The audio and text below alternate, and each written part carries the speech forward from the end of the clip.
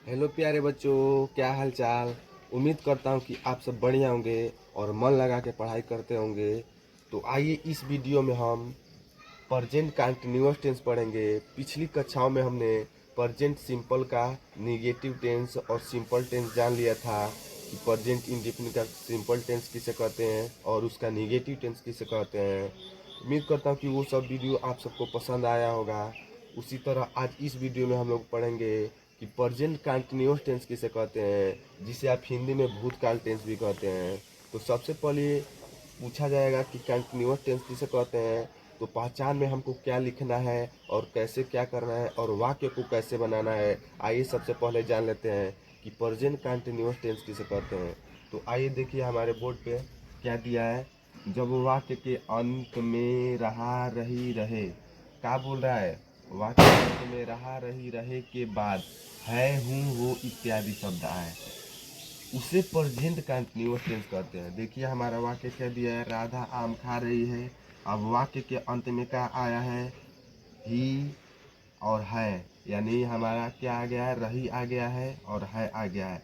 तो देखिए रही के बाद है हूँ हो की मात्रा है इन तीनों शब्द में, और इन तीनों शब्द से इसमें से कोई एक और इसमें से कोई भी एक आ जाए, उसे हम मान लेंगे कि ये प्रेजेंट कंटिन्यूअस टेंस है। तो देखिए हमारा रही है, हमारा कंटिन्यूअस टेंस हो गया। हम दिल्ली में रह रहे हैं, रहे के बाद है आया है, ये भी कंटिन्यूअस टेंस होगा। हम बाजार जा रहे हैं, रहे के बाद हो आया है, ये भी कंटिन्यूअस टेंस हो गया। तो सबसे पहले इसके नियम को हम समझेंगे कि इसको नियम बनाने का क्या फंडा होता है और कैसे बनाया जाता है। तो सबसे पहले देखिए, और सबसे मुख्य बात हमारा ये होता है कि हमारा प्रेजेंट इंडेफिनिट टेंस में इज आर एम का प्रयोग नहीं हो रहा था। इस टेंस में इज आर एम का प्रयोग होता है। जैसे कि एक वचन के लिए हम इज का प्रयोग और एम का प्रयोग करते हैं और बहुवचन के लिए हम आर का प्रयोग करेंगे बच्चों। तो आइए सबसे पहले देख लीजिए हमारा कैसे होगा। तो देखिए रूल में क्या दिया है, subject plus is are am यानी सहायक क्रिया प्लस क्रिया में I N G plus object plus other. हाँ, सबसे महत्वपूर्ण बात यह है कि हमारे क्रिया यानी वर्ब में आई एन जी का प्रयोग होता है। तो सबसे पहले वर्ब में हम आई एन जी का प्रयोग करेंगे और देखिए सबसे पहले वाक्य को बनाएंगे। तो सबसे पहले चलिए वाक्य को बना लेते हैं कि वाक्य को कैसे बनाया जाता है। तो देखिए हमारा क्या दिया है, राधा आम खा रही है। तो राधा, तो सबसे पहले राधा को राधा लिखेंगे। अब देखेंगे हमारा वाक्य एक वचन है या बहुवचन है। तो राधा यानी राधा कोई लड़की है और राधा लड़की है यानी एक लड़की है, तो हमारा एक वचन हो जाएगा। तो राधा एक वचन के लिए हम इज सहायक क्रिया में लगा देंगे। और देखिए खा रही है मतलब आम खा रही है, तो खाना का मीनिंग हमारा क्या हो जाता है, ईट हो जाता है। बोला है क्रिया में आईएनजी का प्रयोग हुआ, तो आईएनजी लगा देंगे, ईटिंग हो जाएगा। अब मैंगो का हमारा आम का मैंगो हो जाएगा। दूसरे वाक्य पे देखिए क्या दिया है, हम दिल्ली में रह रहे हैं। तो हम दिल्ली में रह रहे हैं, तो सबसे पहले हम का मीनिंग लिखेंगे, वी एक वचन है, बहुवचन देखेंगे तो हम एक वचन है, ये बहुवचन है। तो वी के साथ हमारा बहुवचन के लिए आर लग जाएगा, वी आर।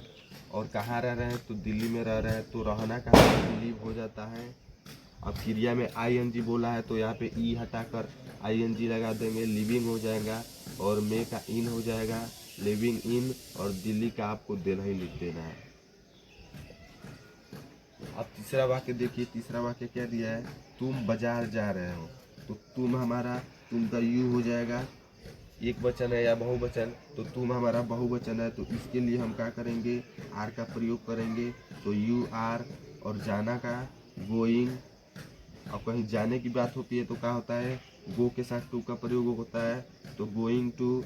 और बाजार का हमारा मार्केट हो जाएगा। तो उम्मीद करता हूँ कि आप सब इस वीडियो को बहुत ही बढ़िया से और मन लगा के देखा होगा और समझ गया होगा कि प्रेजेंट कंटिन्यूअस टेंस यानी भूतकाल टेंस किसे कहा जाता है।